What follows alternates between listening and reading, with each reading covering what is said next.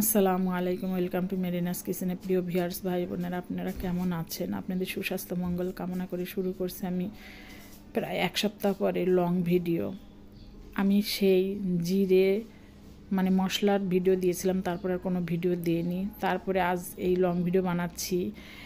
আজকের রেসিপি থাকছে লাউয়ের ডাঁটা বলেন আর আগা বলেন, সেটা আমি কেটে নিয়েছি। এইটা আজ আমি রান্না করে দেখাবো। আর এর মধ্যে দিয়ে দিলাম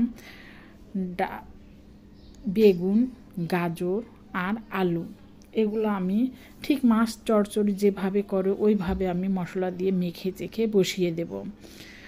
আমি ভিডিও দিতে পারবো না, কারণ আমি অনেক ব্যস্ত আছি।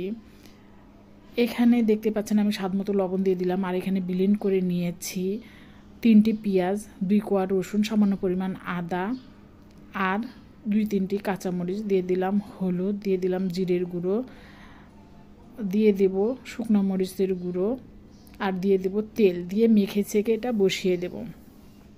আমার ভিডিও না দেওয়ার কারণ হচ্ছে আমি বাসা চেঞ্জ করছি। কারণ বাসা চেঞ্জ করা কতটা কষ্টকর সেটা আপনারা জানেন, আর সময় পাওয়া যাচ্ছে না। আমি বাসা চেঞ্জ করার পর এখান থেকে বাসা চেঞ্জ করে ফির ওই বাসায় যা গোছাবো, আমার অনেক টাইমের ব্যাপার। এই কারণে কিন্তু আমি ভিডিও দিতে পারছি না, তার জন্য দুঃখিত। আমার ভিডিও দিতে কিছুদিন দেরি হবে, আপনারা অবশ্যই অপেক্ষায় থাকবেন। আমি ব্যস্ততা শেষ হলে ভিডিও রেগুলার দেওয়া শুরু করব। অবশ্যই ভিডিও দিব, তবে ব্যস্ততা শেষ হলে আবার শুরু হয়ে যাবে রমজান। জানি না ভিডিও আর দিতে পারবো কি না, তবে সময় পেলেই আমি 1টি অথবা 2টি ভিডিও দেওয়ার চেষ্টা করব। তাছাড়া আমার পক্ষে এখন ভিডিও দেওয়া সম্ভব নয়। এই ভিডিওটা আমার প্রায় 15 দিন আগে করা ছিল। এডিট করার অভাবে আমি ভিডিও পোস্ট করতে পারছি না, কারণ অনেক ব্যস্ত। রান্না তো ঠিকই করি, কিন্তু আসলেই এডিট করা আর ভিডিও করা অসম্ভব এখন আমার পক্ষে।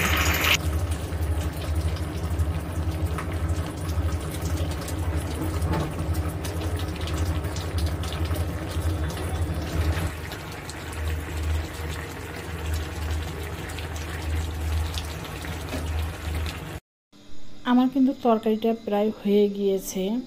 নিচে যখন একটু মাখা মাখা ঝোল ঝোল থাকবে, তখনই আমি তরকারিটা নামিয়ে নেব।